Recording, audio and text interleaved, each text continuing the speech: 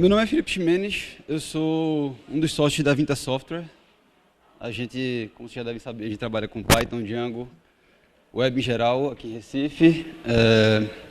E aí a gente tem alguns projetos grandes lá, e aí alguns deles são grandes, mas não gigantescos, no sentido na quantidade de usuários, num nível que a gente começou a precisar se preocupar com performance. E aí eu acho que interessante essa frase o termo começou a precisar, porque performance tem muito a ver com isso, né? Você não adianta você começar a otimizar sem que você precise, e essa palestra é muito sobre isso, os primeiros passos, o que é que você começa a fazer quando você está trabalhando com um sistema grande que precisa lidar com muita gente.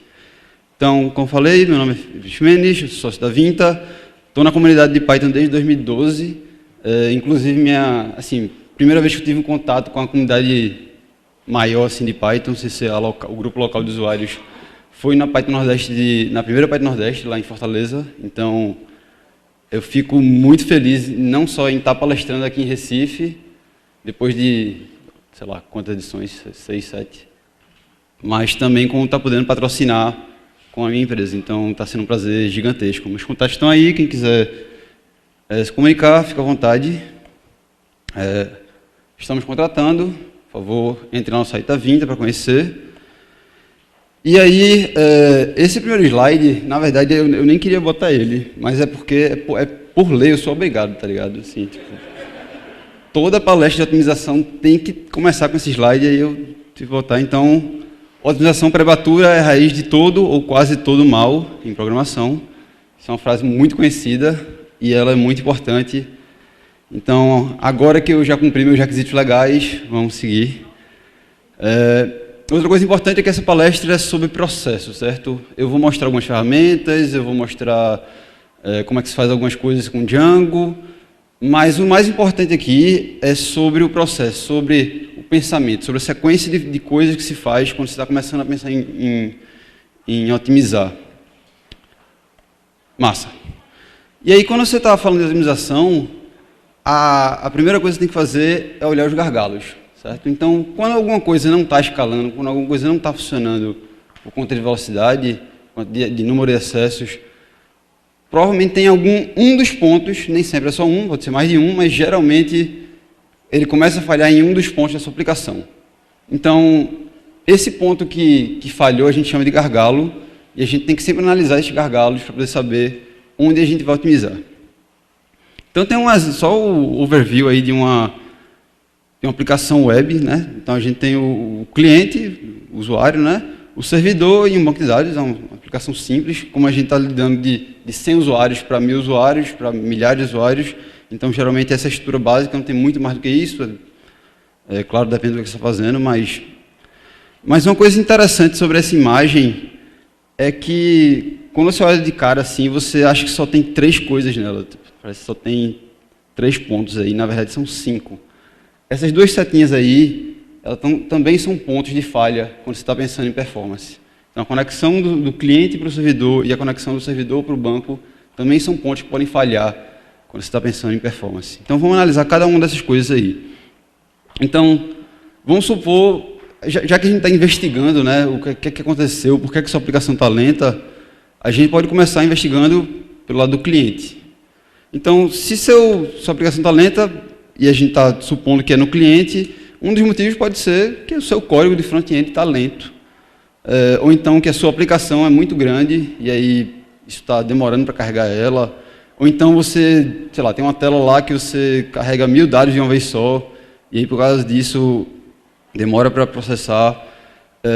Ou então sua aplicação está fazendo muitas requisições paralelas. Então, assim, tem um monte de coisa que a gente pode esperar, mas quando a gente está tratando dessa aplicação de 100 milhares de usuários, geralmente não é aí o problema, onde está o problema. E quando o problema está aí, ele é muito claro, geralmente. Geralmente fica muito fácil de identificar. Então, eu não queria focar muito nisso aqui. A próxima coisa é a conexão, né? A conexão do cliente com o seu servidor. E aí, assim, massa pode ser um problema real e você tem que analisar sim, mas geralmente não tem muito o que fazer. Geralmente isso tem a ver com a conexão do seu cliente com o servidor, e aí depende da 3G da pessoa, depende da internet, de um monte de coisa. Uma coisa que pode ser culpa da sua aplicação, pode ser que os seus dados são muito pesados, são muito pesados, mas aí nesse caso também é relativamente simples, não tem o que fazer, você tem que reduzir o tamanho dos dados que você está trafegando na rede para poder melhorar. Não tem tanta coisa que explorar. O próximo ponto é o seu servidor. Então, será que você está processando muita coisa a cada requisição? Será que o processamento que você está fazendo ele é muito complexo? Você não deveria estar fazendo ele de forma assíncrona? Será que tem algum outro algoritmo que você pode usar para melhorar? Bem, aí a gente começa a entrar num espectro que tem mais a ver com o nosso código do dia a dia ali, que tem e que a gente poderia otimizar. Mas assim, pela minha experiência e pelos casos que eu ouço por aí e pelas conversas que eu tenho com as pessoas, geralmente não é aí que está o problema. Geralmente você tem uma aplicação que é relativamente pequena, geralmente o problema não é que você está processando, que o seu processamento é complicado. Então, o próximo passo seria, beleza, vamos ver agora a conexão do banco de dados com do seu servidor com o banco de dados. E aí, nesse caso, é meio que o mesmo caso lá do cliente para o servidor, tipo, pode ser que a conexão esteja lenta, é improvável, porque geralmente ou o seu banco de dados está na mesma máquina do servidor, ou então ele não está na mesma rede ali, então é improvável que seja isso. O outro caso é os dados são muito pesados. E nesse caso também, basicamente, o que você tem que fazer é reduzir a quantidade de dados que você está trafegando. Então, o que sobra para a gente analisar e tentar melhorar, geralmente, nesses casos de aplicações menores, geralmente a solução está no banco. Será que a gente não está fazendo muitas requisições paralelas para uma quantidade de uma vez só? Será que o nosso SQL ele está bem otimizado para as nossas queries também estão sendo feitas corretamente? E outro ponto importante, pelo qual muitas vezes o banco de dados acaba sendo o gargalo, é que quando a gente vai fazer uma aplicação, pelo menos na web, a maioria das vezes a gente não começa do zero, a gente vai usar um framework. E esses frameworks, como o Django, como o Flask, eles oferecem abstrações, para a gente não ter que lidar com SQL cru. Então, por causa disso, a gente acaba muitas vezes ignorando o que a gente está fazendo e só usando a ferramenta lá do Django, e esquece que, pô, no final de contas, ele está virando SQL e está sendo processado no banco de dados. Então, nesse ponto aí, o framework meio que atrapalha a gente, porque a gente perde essa camada de abstração, atrapalha um pouco a gente pensar na performance. Então, é muito comum que o seu problema seja nos bancos de dados e eu queria explorar mais esse lado aí. Então, eu trouxe alguns exemplos, trouxe uma aplicaçãozinha exemplo.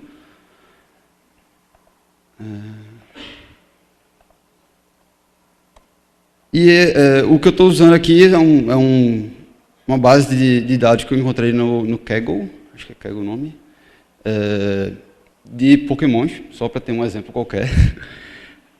E aí a modelagem de dados, eu peguei isso lá do Kaggle e modelei no banco e só, assim, foi super simples fazer isso no Django. E ele tem basicamente 3 tabelas, um é o tipo do Pokémon, a outra é o treinador e, por fim, o Pokémon em si. Então, o treinador ele tem um nome, um Pokédex aqui e um Pokémon favorito, e um treinador tem vários Pokémons. O Pokémon tem um treinador, um tipo e um nome lá, aliás, o nome está do tipo do Pokémon, na verdade. Então, o Pokémon é a relação do treinador com o Pokémon. Isso, do treinador com o tipo do Pokémon. Massa. E aí eu fiz esse exemplo aqui de o que seria uma view na web, né? Que ela basicamente pega uma lista de treinadores e ela coloca essa lista de treinadores na tela. No caso aqui ele está pegando todos os treinadores, é só para exemplificar aqui melhor. E só para vocês verem aqui o que ela imprime, ela é super simples aqui, é um HTML que mostra o nome do treinador, o Pokémon favorito, a lista completa do Pokémon de treinador, junto com o level, certo? E aí vamos ver, aqui eu só mostrei 3, mas quando rodar para valer aqui, ele vai buscar todos os Pokémons que tiverem na base.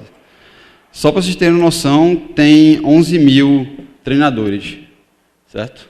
Então não é um dado gigantesco, mas também não é um dado super pequeno. Massa. A primeira ferramenta, o primeiro conceito que eu queria introduzir é a questão de você cronometrar, certo? Então, se a gente está falando sobre gargalos, sobre descobrir onde está um problema, você precisa ter as ferramentas para descobrir esse problema. E uma das formas de fazer isso é você cronometrar quanto tempo as coisas estão sendo feitas. Então, eu fiz esse códigozinho aí super simples, que usa o timeIt do Python. E aí a primeira dica, conheçam essas ferramentas e vão atrás para vocês saberem como trabalhar isso na situação de vocês lá. E aí eu botei aqui para ele contar quanto tempo vai demorar para fazer. Isso aqui vai demorar um bocadinho. E aí eu tinha pensado em trazer umas piadas, alguma coisa para contar, mas aí eu fiz, pô, vou ficar nervoso na hora e eu não vou conseguir contar. Então, tipo, só vou deixar rolar aqui e ficar com o cara esperando.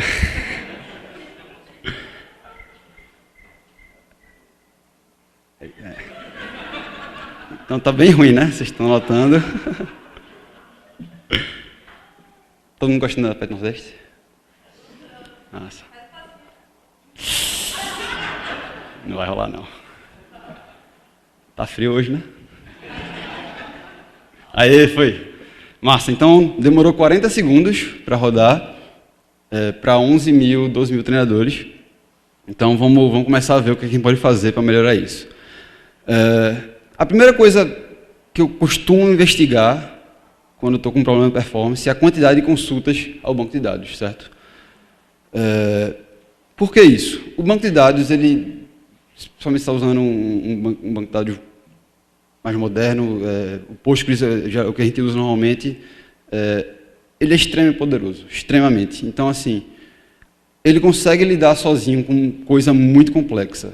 Então, se tem uma coisa lenta, é mais fácil que seja a quantidade de vezes que se está batendo no banco de dados lá do que seja exatamente o banco está lento por si só. A gente vai chegar nesse ponto também, mas a princípio eu sempre procuro quantas queries eu estou fazendo no banco para identificar se tem um problema lá. Então, só para exemplificar aqui, e aí a outra ferramenta que eu queria mostrar para vocês é esse connection aqui, que são uma ferramentazinha do Django. Se você estiver usando outras plataformas, vai ter a forma de você usar isso também. Mas o que isso faz, basicamente, é me dar acesso por baixo dos panos, o que é que o Django está fazendo com o banco de dados. Então, aqui eu só resetei as queries, imprimi aqui, só para mostrar que não tem nada, queries não tem nada ainda. Fiz uma query qualquer aqui, uma contagem. Depois eu dou um print na connection queries, e aí apareceu aqui que eu tenho um SQL novo aqui, select count, que é justamente a query que eu fiz. Então, para quem está trabalhando com Django é abstraído, mas no final das contas virou SQL. Massa. Então vamos botar mais uma ferramentazinha aqui que é útil, que vamos contar, usando o connection lá, eu fiz esse context manager do Python, que ele basicamente conta o número de queries. Então ele, quando entra no bloco, para quem não conhece, o context manager é quando você usa esse with, certo? Então quando ele entra, antes de entrar no with, ele pega o número de conexões, quando ele termina, ele faz o número de conexões iniciais, menos o que ele tem agora, menos o que ele tinha antes, e aí ele imprime a quantidade de queries. Então, para a gente não gastar 40 segundos toda vez que eu rodar um negócio aqui, eu estou sempre a rodar com esse limit 100 aqui, só para ser mais rápido. Então, a nossa view lá, ela está fazendo 428 queries, certo? Então, é bastante. Tá. Só que a gente, se olhar a view lá, ela não está fazendo muita coisa, na verdade, ela só está pegando os treinadores e imprimindo. Então, assim, o problema aparentemente não está aqui. Então, vamos investigar onde é que pode estar o problema. Então, eu imprimi aqui para vocês o template, e o que ele tem basicamente é o nome do treinador, para cada treinador, imprime o nome, Pokémon favorito e a lista de Pokémons, como a gente viu lá. Então, vou começar investigando aqui essa questão do Pokémon favorito, certo? Eu peguei esse HTML, esse template aí, e passei aqui para a Python, só fica mais fácil de investigar. E estou pegando aqui os treinadores, iterando e pegando o Pokémon favorito de cada um, imprimindo. Vocês verem aqui, eu estou fazendo 101 queries. Então, a primeira delas é pegar a lista de Pokémons e depois eu repito a mesma query uma vez para cada treinador. Então, assim, tá aqui claramente tem um potencial ponto de melhoria. Então, só para exemplificar aqui, tipo, aqui está a tabela de treinadores, e depois eu peguei um exemplo aqui de uma das outras queries que estão repetidas lá, só para vocês verem. Tá aqui, então, cada uma dessas queries traz basicamente uma linha do banco de dados, tá ligado? Então, como é que a gente melhora isso com SQL? O SQL permite a gente fazer join. Então, uma forma de resolver isso é você fazer um join entre as duas tabelas e aí você conseguir trazer mais informação de uma vez só. Então, foi isso que eu fiz aqui, fiz na mão, certo? Sem usar o Django aqui. E está resolvido. Dei um join no treinador com Pokémon e agora eu tenho toda a informação que eu quero numa query só. Então, beleza, vamos... Como é que a gente faz isso no Django? O Django ele tem esse select related, que ele basicamente faz esse join para a gente. E aí eu vou agora rodar a mesma coisa que eu estava fazendo antes, e agora eu fiz tudo com uma query só. Massa. Então, pelo menos 100 queries aí eu já matei só com essa otimização aí. A próxima coisa Agora eu estou aplicando lá na view, né? Só para mostrar que realmente reduziu 100 queries, a gente tinha 428, agora a gente tem 328. E vamos olhar agora o próximo ponto que a gente pode otimizar. Provavelmente esse for aqui, que ele integra em cada Pokémon. Então, reproduzir isso aqui com Python também.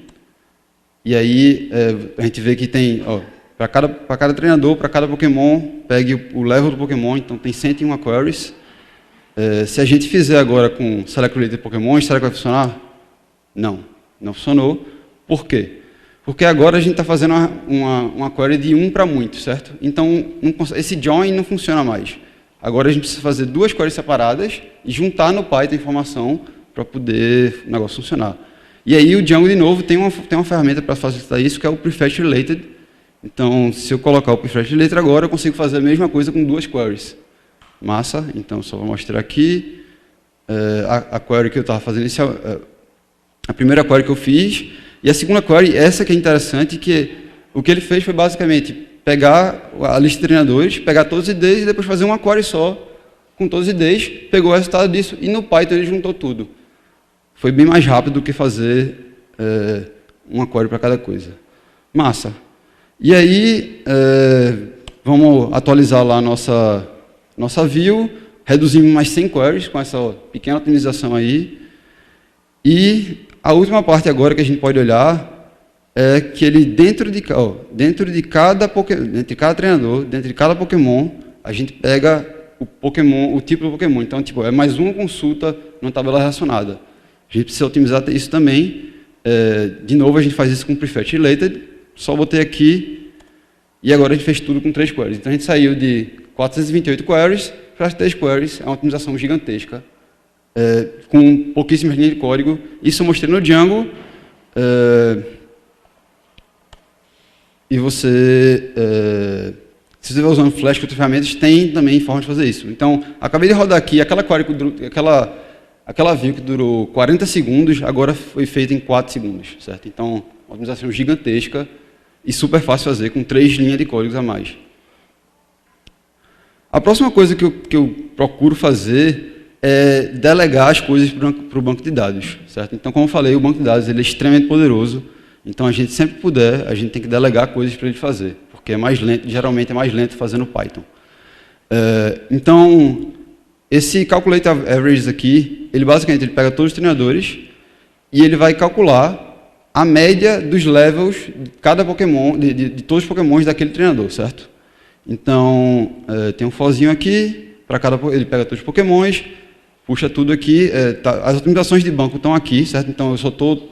O único problema aqui, a única questão aqui que está rolando é de processamento e não mais de query do banco de dados, certo? Então, deixa eu rodar aqui. Vai demorar um pouquinho, certo? Então, ele demorou 2 segundos para calcular todos os levels dos 12 mil treinadores, o level médio dos 12 mil treinadores. E aí aqui você vê as queries, certo? Então, primeiro a query que pega todos os treinadores, e depois uma única query só para pegar todos os Pokémons de uma vez só. Então demorou isso aqui, mas vamos ver como a gente pode melhorar isso com o banco. Então, a maioria dos bancos de dados vão ter uma função de average por padrão, que é super fácil de usar, o Django vai facilitar isso para você também. E aí, com isso, eu reduzo para 0,11 segundos, ou seja, também é uma otimização gigantesca, super fácil, basta eu delegar o cálculo do average para o banco. Coisas como average, min, max, tudo isso o banco de dados tem estruturas pré-definidas para você usar, e você deve usar, porque geralmente vai ser muito mais rápido fazer com o banco do que fazer na mão. Por fim, outra coisa muito, muito importante de quando você está pensando em performance é você garantir que uma vez que você otimizou alguma coisa, você vai manter essa otimização ao longo da história do projeto. Porque se você otimizar agora, chegar alguém, mudar uma besteirinha lá no código e começar a fazer uma query a mais, lascou. Sua otimização foi para o lixo, você perdeu tudo. Então, é muito importante você testar que a sua otimização está funcionando e que não vai piorar. Então, nesse caso aqui da gente, o processo que eu sempre uso é esse. Então, eu vou testar, eu primeiro instancio um objeto, certo? E é importante que seja da forma mais completa possível, ou seja, se esse objeto tem relacionamentos, o que é que seja, você precisa garantir que esses relacionamentos vão ser criados e vão estar lá no teste. Então, nesse caso aqui, eu peguei um treinador, criei um Pokémon, e aí eu chamo o calcular médias aqui, perguntando se o número de queries que vai ser feito é 2, e muita gente para nesse ponto, e isso é um problema, porque se você para aqui, você pode estar sendo biased, tá ligado? Você pode não estar garantindo que, se você tiver um ou vários Pokémons, o negócio vai estar otimizado. Então, é muito importante você sempre criar mais um item e testar de novo. Então, é isso que eu faço. Eu crio mais um treinador, crio mais um Pokémon e testo novamente se as minhas queries continuam performáticas. Porque aí eu garanti que agora, que independente se é 1 ou 12 mil treinadores, o negócio vai funcionar. Massa. Então, parte do banco é isso aí, basicamente. E aí tem algumas ferramentas aí para quem quiser estudar um pouco sobre como fazer profiling, como fazer descobrir onde está o problema, né? Isso aí é mais focado em Django, mas tem várias outras ferramentas. E aí a próxima ideia que eu queria trazer é a parte de caching, certo? Então, a principal vantagem da Wikipedia, a principal vantagem na utilização de um cache consiste em evitar o acesso a um dispositivo armazenando os dados em meios de acesso mais rápido. Ou seja, você vai evitar acessar alguma coisa usando um resultado que já está pré-definido, pré-pronto. E aí, de novo, a gente tem que voltar para a imagenzinha do nosso sistema para a gente entender onde é que estão os gargalos e onde é que você pode melhorar as coisas. O primeiro ponto é no próprio cliente, certo? Então, é muito importante que quem trabalha com web estudar sobre HTTP, estudar sobre como funciona o browser, para que você saiba que ferramentas estão disponíveis para vocês. Então, quando você faz uma requisição web, ela vai junto com headers, o cabeçalho, né, da mensagem. E esse cabeçalho tem uma série de funcionalidades que você pode usar para lhe ajudar com a otimização. Por exemplo, o cache control e o vary, que são dois headers que você pode... O cache control ele vai dizer qual é a política de cache, ou seja, e aqui nesse ponto, quando a gente fala de cache, a gente quer dizer que, apesar do seu cliente do seu usuário ter clicado no botão lá para fazer uma requisição e trazer informação, se você está usando cache, o seu browser não vai deixar aquela aplicação sair para a internet para ir na sua aplicação e voltar. Ela vai simplesmente retornar um dado que já está pronto lá.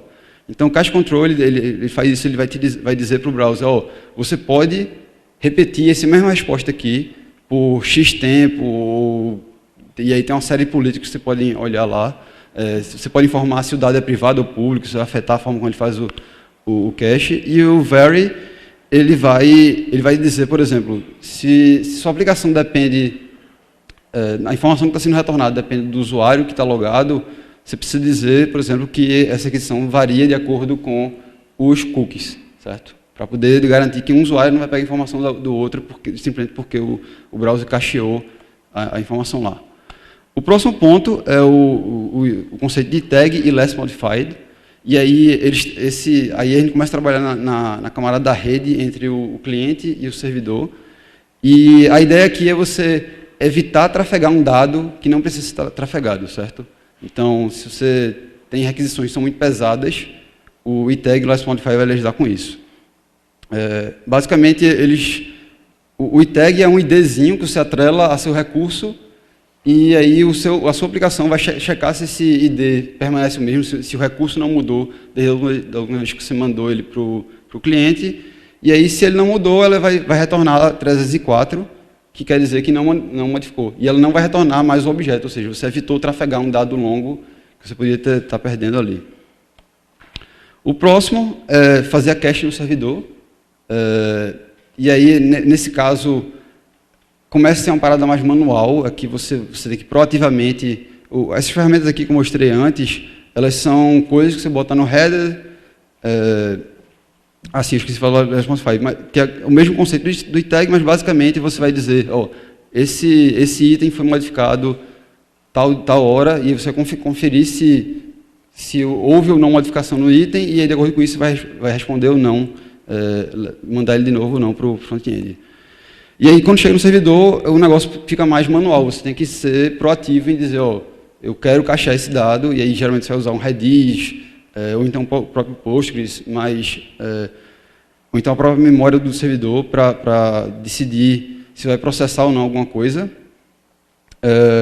E aí eu vou passar rápido aqui. Você pode também cachear as consultas do banco de dados, também é o mesmo conceito do servidor, você tem que ser meio proativo, dizer, eu quero essa informação que eu já busquei, não vou buscar de novo, isso vai estar batendo o banco.